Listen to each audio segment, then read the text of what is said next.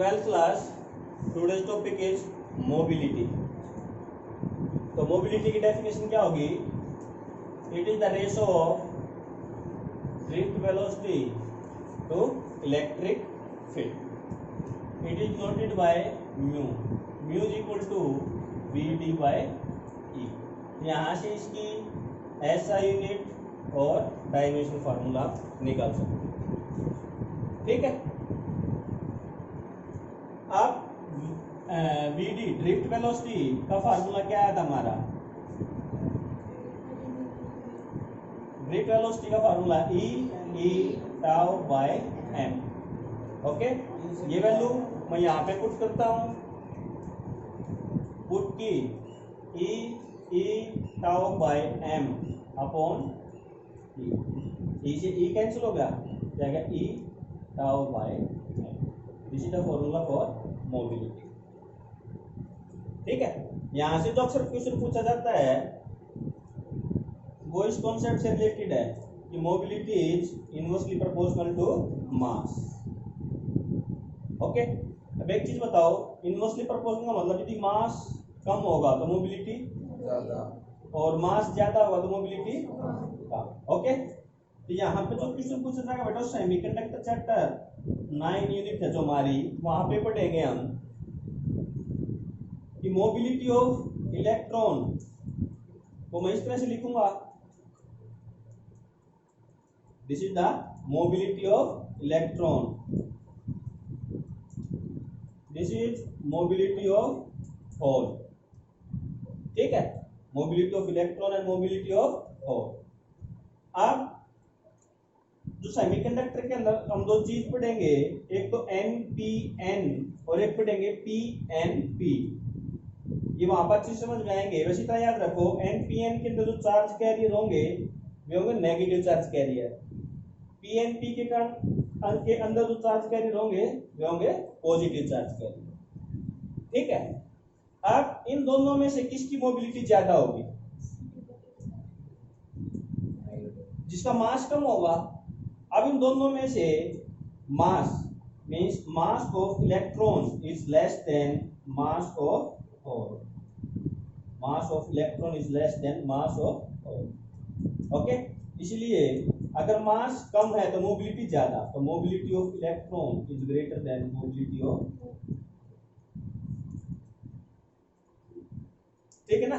ये क्वेश्चन पूछा जाएगा बेटा वहां पर. तो मोबिलिटी के बारे में इतना ही है. हाँ, इनके अंदर जो टोटल करंट आएगा, total current that is current due to electron and current due to whole.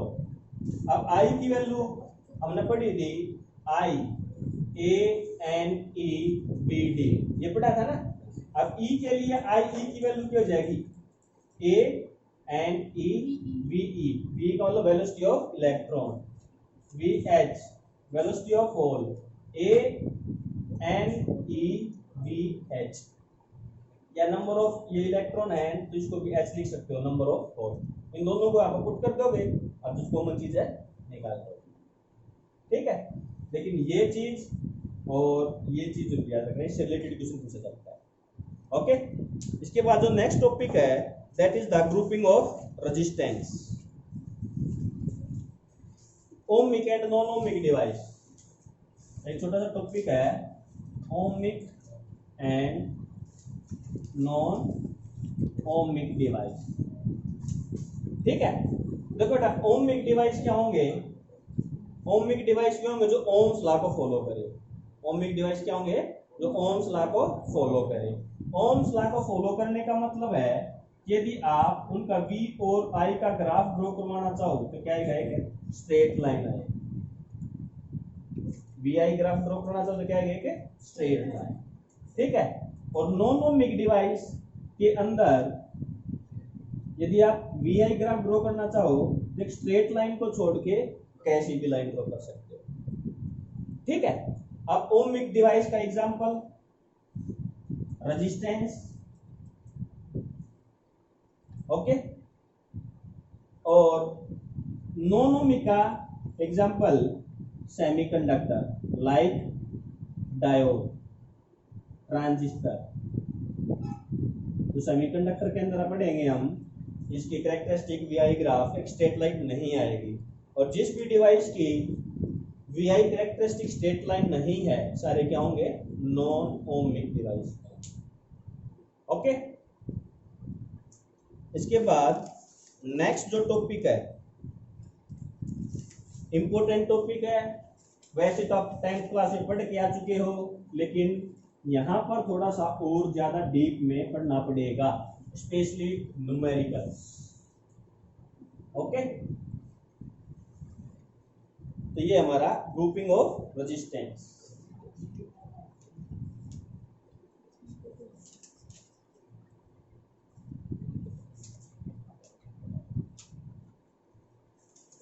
देखो बेटा, फर्स्ट यूनिट में हमने पढ़ा ग्रुपिंग ऑफ कैपेसिटर, है ना। सेकंड यूनिट में हम पढ़ रहे हैं ग्रुपिंग ऑफ रेजिस्टेंस, और इसी यूनिट में हम पढ़ेंगे ग्रुपिंग ऑफ सेल। ठीक है, तो सारी की सारी चीज ध्यान रखना है, कंफ्यूज करेंगे, थोड़ा कुछ ना कुछ डिफरेंस आ रहा है दोनों में। ठीक है, तो ग्रुपिंग ऑफ रेजिस्टेंस, तो ये बताओ रेजिस्टेंस को ग्रुप मींस कनेक्ट करने के कौन से दो मेथड हमारे पास, सीरीज और पैरेलल। तो पहले हम पढ़ते हैं सीरीज। ठीक है, तो सीरीज में रेजिस्टेंस किस तरह से जोड़ेंगे बेटा, ये आपका मान लिया मैंने R1 रेजिस्टेंस, ये आ गया R2 और ये आ गया R3। क्लियर। तो पहले सीरीज में दो रूल जो याद रखने हैं, first current will be same end voltage will be divided. Okay, means यदि आपने क्या किया, एक बैटरी से कनेक्ट किया, इसके अंदर क्या गया, करंट आई, और इनके बीच की जो वोल्टेज आई ये आई। ठीक है, अब एक चीज बताओ, आपने टोटल वोल्टेज V कनेक्ट की और वोल्टेज डिवाइड होती गई, है ना। अब जो चीज डिवाइड हुई है उसका सम करें तो टोटल क्या आनी चाहिए ना, है ना। तो यदि मैं ऐड करूं तो क्या आएगी, V1 plus V2 plus V3 is equal to total voltage V। अब मैं V1 की वैल्यू निकाल लूं, तो V1 की वैल्यू क्या आएगी ओम्स लॉ से, V1 is equal to I R1। V2 की वैल्यू निकालूं तो I R2। V3 की निकालूं तो I R3। और यदि टोटल वोल्टेज V निकालूं तो क्या आएगा बेटा, I इंटू RS। RS का मतलब है इक्विवेलेंट रेजिस्टेंस इन सीरीज। ठीक है, ये सारी वैल्यू पुट कर दे इसके अंदर, सारी वैल्यू पुट की, V I RS is equal to I R1 I R2 I R3। आई सारी की उसमें कॉमन कैंसिल हो जाएगी, ये आ गया I RS is equal to R1 plus R2 plus R। ठीक है, अब यदि बात नोट करने की क्या बेटा, आपके पास n रेजिस्टेंस है इक्वल वैल्यू के, आपके पास n रेजिस्टेंस है इक्वल वैल्यू के, तो इक्विवेलेंट रेजिस्टेंस क्या आएगा, R प्लस R ऐसे आएगा ना, और सभी का सम कितना आ जाएगा, n इंटू R। ओके, अब एक चीज बताओ, एग्जांपल के तौर पर ये 2 ओम का रेजिस्टेंस कनेक्ट किया, ये 5 ओम का रेजिस्टेंस कनेक्ट किया, इक्विवेलेंट रेजिस्टेंस कितना आएगा, 7 आएगा ना। तो हम क्या कह सकते हैं कि सीरीज के अंदर जो सबसे बड़ा रेजिस्टेंस हमारा, जो हमारा आंसर आएगा उससे बड़ा आएगा ना, है ना। यहाँ पर एक बात, एक नोट क्या लिखेंगे, इक्विवेलेंट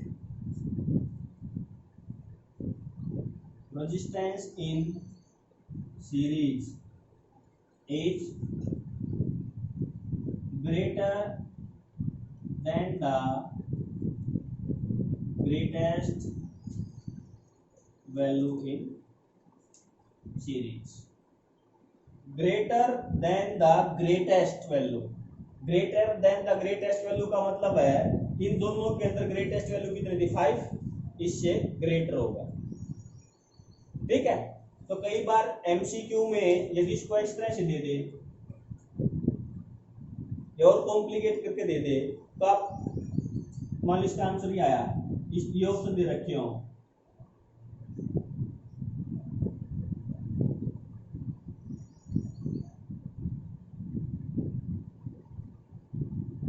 ठीक है ना, कैलकुलेट करने की जरूरत है ही नहीं। आप क्या देखो 5.3 है इसमें सबसे, तो इससे तो बढ़िया है ये आंसर आएगा, इससे बड़ा तो ये ऑप्शन है, आंख बंद करके लगा दो ये ऑप्शन है। आई ना बात समझ लो, बताना चाह रहा, क्लियर है तो कोई दिक्कत। चलो नेक्स्ट है बेटा पैरेलल।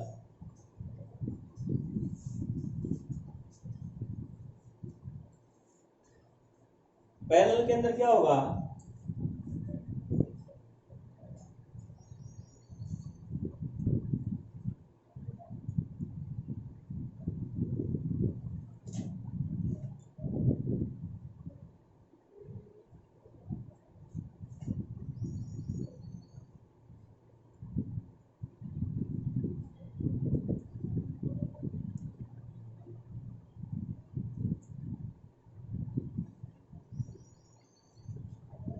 इस तरह से कनेक्ट करेंगे। अब बेटा इसके लिए रूल क्या है, इसका रिवर्स कर दो। जब हमने सीरीज के लिए पढ़ा था ना, जो सेम था वो डिवाइड होगा, जो डिवाइड है वो सेम होगा। तो यहाँ पर करंट सेम था तो यहाँ पर करंट क्या होगा, डिवाइड।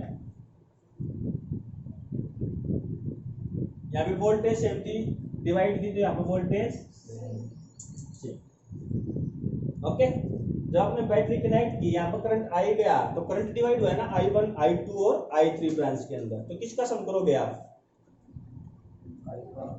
I को ऐड करेंगे ना हम, तो मैं क्या लिख सकता हूँ, I is equal to I1 plus I2 plus I3। Clear.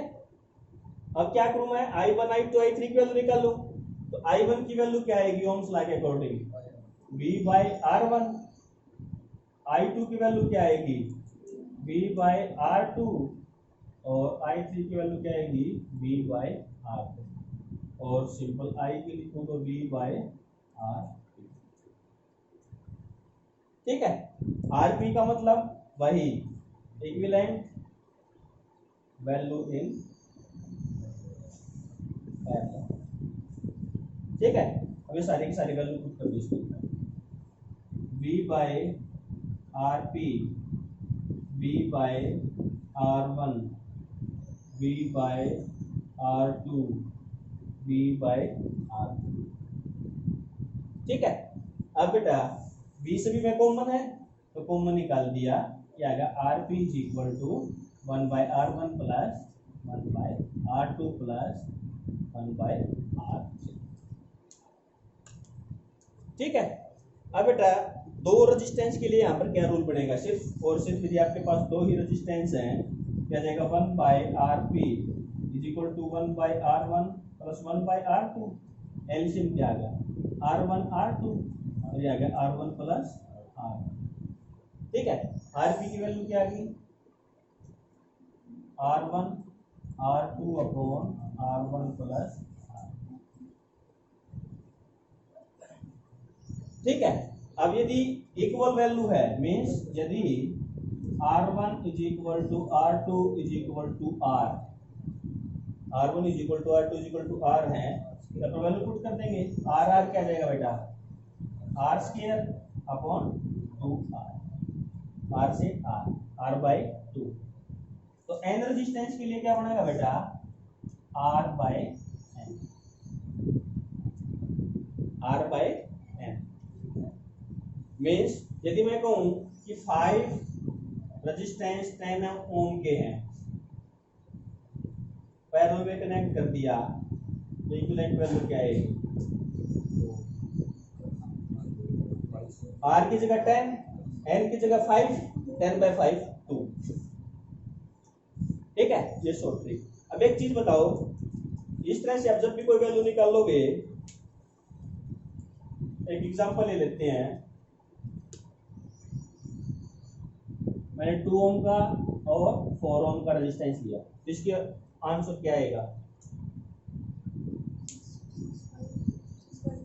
Solve करो बेटा, डायरेक्ट फार्मूले से करता हूं मैं। 4 into 2 upon 4 plus 2, 8/6, 1 point something आएगा, है ना। अब एक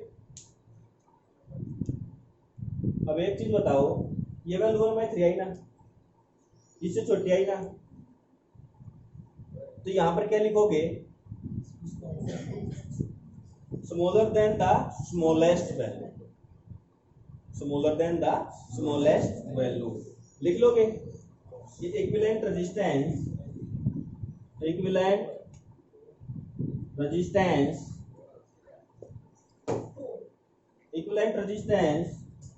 in series is less than the least value, okay।